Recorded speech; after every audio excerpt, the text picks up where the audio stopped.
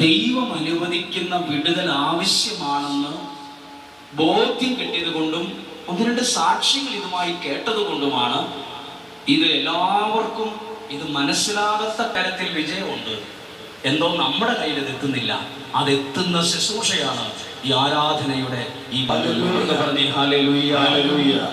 ഈ ദൈവവചനം കേൾക്കുമ്പോൾ പ്രത്യേകത ഉണ്ടോ? ഇങ്ങനെ എഴുതിയിരിക്കുന്നത്, ദൈവം പറഞ്ഞു ഉണ്ടാകട്ടെ എന്ന് പറഞ്ഞു, വെളിച്ചമുണ്ടായി. ഉണ്ടാകട്ടെ എന്ന് പറഞ്ഞു, മരങ്ങൾ. ഇല്ലാതിരുന്നത് പലതും ദൈവത്തിന്റെ വാക്കിൽ അവിടെ ഉണ്ടായി. ഇല്ലാത്ത സമാധാനം വിശ്വസിച്ച് ദൈവം നൽകുന്ന വിടുതലിനെ സ്വീകരിക്കുമ്പോൾ ആ ഇല്ലാത്തത് നിങ്ങളുടെ വീട്ടിൽ വരും. കുടുംബ ബന്ധം ഉദ്ദേശിക്കുന്നില്ല എന്ന് പറഞ്ഞ് അതിന്റെ വക്കിൽ നിൽക്കുന്ന കുടുംബത്തിൽ ദൈവം ദൈവവചനം വിശ്വസിച്ച് സ്വീകരിക്കുമ്പോൾ ഇല്ലാത്തതിനെ ദൈവം അവിടെ കൊണ്ടുവരും. നിങ്ങളുടെ ഭവനങ്ങളിൽ അത് കൊണ്ടുവരും, നിങ്ങളുടെ വ്യക്തി ജീവിതങ്ങളിൽ അത് കൊണ്ടുവരും. ഇല്ലാത്തതിനെ കൊണ്ടുവരാൻ ഈ കേൾക്കുന്ന ദൈവവചനത്തിന് അത്ഭുത ശക്തിയുണ്ട്. പറയാമോ ഹല്ലേലൂയ? ഉയർത്തി പറയാമോ ഹല്ലേലൂയ? ഇത് വളരെ ശ്രദ്ധിക്കേണ്ട ഒരു കാര്യമുണ്ട്. ഇതിനെ കുറിച്ച് മനസ്സിലാക്കിയപ്പോൾ ഒരു കാര്യം കേട്ടു.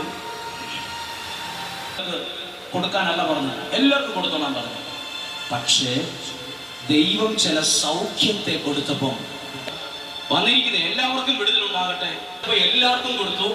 പക്ഷെ ദൈവം ചിലത്, എല്ലാ സൗഖ്യങ്ങൾ ചിലർക്ക് മാത്രം വിടുതൽ മനസ്സിലാകും. ആരൊക്കെ ദൈവത്തിന്റെ വചനത്തെ വിശ്വാസത്തിൽ ഏറ്റെടുത്തോ അവർക്ക് സൗഖ്യവും വിടുതലും ദൈവം ഒരുക്കി കൊടുത്തിട്ടുണ്ട്. ഇന്ന് നിങ്ങൾ ഇരിക്കുമ്പോൾ എല്ലാവർക്കും അങ്ങ് കിട്ടുന്ന ഒരു സംഭവമല്ല. നിങ്ങളിൽ വിശ്വാസത്തോടെ സ്വീകരിക്കും ദൈവം സൗഖ്യത്തെ നൽകും, ചില വിടുതലുകളെ നൽകും. ഈ വിടുതൽ ആവശ്യമാണ് എന്ന് പറഞ്ഞാൽ ഒത്തിരി പേരുടെ ജീവിതത്തിന്റെ പ്രത്യേകത, ഇപ്പൊ ഒരു പശുവിനെ ഒരു മരത്തിൽ കെട്ടിയിട്ടിരിക്കുകയാണെങ്കിൽ അതിന് ചെയ്യാൻ പറ്റുന്ന ഒരു കാര്യമാണ് ആ കയറെ നിന്നുകൊണ്ട് ഇതിങ്ങനെ വട്ടം കറങ്ങും.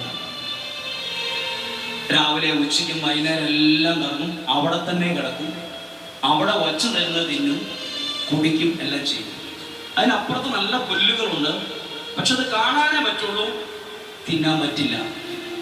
അപ്പുറത്ത് ഇഷ്ടം പോലെ പുല്ലുകളുണ്ട് നല്ല, പക്ഷെ എല്ലാം ഇങ്ങനെ കണ്ണുകൊണ്ട് കാണുമല്ലാതെ ആസ്വദിക്കില്ല, അനുഭവിക്കില്ല, കയ്യിലെത്തില്ല. പ്രിയപ്പെട്ടവരെ, ചില തടസ്സങ്ങളുണ്ടെങ്കിൽ നമുക്ക് ചിലതൊക്കെ ആഗ്രഹമാണ്. സമാധാനം ഇത് കണ്ടാ പോരാ, നമ്മുടെ വീട്ടിൽ ഇത് അനുഭവിക്കണം. നല്ല ജോലി, നല്ല സ്വഭാവമുള്ള മക്കൾ, പ്രാർത്ഥനയുള്ള വീട്, കൂട്ടായ്മയുള്ള വീട്. ഇതൊക്കെ ദൂരെ അപ്പുറത്തെ പറമ്പിൽ കണ്ടാ പോരല്ലോ. ഇതൊക്കെ നമ്മുടെ വീട്ടിൽ വേണ്ടേ? ഇതൊക്കെ നമുക്ക് അനുഭവിക്കണമെങ്കിൽ ഭാരത്തിൽ നടക്കുന്ന ചില വിടുതലുകളെ നിങ്ങളുടെ ജീവിതത്തിൽ പ്രാർത്ഥനയിൽ നിന്നെ രക്ഷിക്കാൻ ദൈവം ഒരു സമയം കണ്ടിട്ടുണ്ട്. ആ സമയത്ത് അത് നിന്റെ ജീവിതത്തിൽ അത് വരും. ഒറ്റ കാര്യം, ദൈവത്തിന്റെ ശക്തമായ കരത്തിൽ താഴ്മയോടെ നിൽക്കുക. തക്ക സമയത്ത് ദൈവം നിന്നെ ഉയർത്തും. എന്ന് പറഞ്ഞേ ഹല്ലേലൂയ. ഇതിനൊരു അനുഗ്രഹമാകുന്ന ഒരു വചനമാണ് 1-ാമത്തെ അധ്യായം 1 മുതലുള്ള വാക്യങ്ങൾ. അവർ ജെറുസലേമിനെ സമീപിക്കവേ ഒലിവ് മലയ്ക്കരികെയുള്ള ബെത്ഫഗയിലെത്തി. ഒരു സ്ഥലത്ത്, ബെത്ഫഗ എന്ന് പറയുന്ന സ്ഥലത്ത് യേശു എത്തി. അപ്പോൾ യേശു തന്റെ 2 ശിഷ്യന്മാരെ ഇപ്രകാരം നിർദ്ദേശിച്ചയച്ചു. ശ്രദ്ധിച്ചു കേട്ടോ.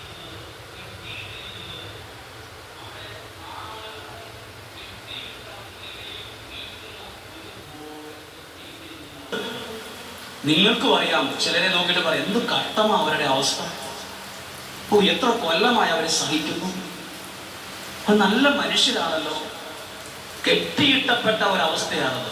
യേശു എന്ത് പറഞ്ഞു നോക്ക്? യേശു പറഞ്ഞു, വ്യക്തികളെ ദൈവം നിയോഗിക്കും. ഹല്ലേലൂയ. ശ്രദ്ധിച്ചുറക്കെ പറഞ്ഞേ ഹല്ലേലൂയ. ഹല്ലേലൂയ. നിങ്ങളുടെ ജീവിതത്തെയും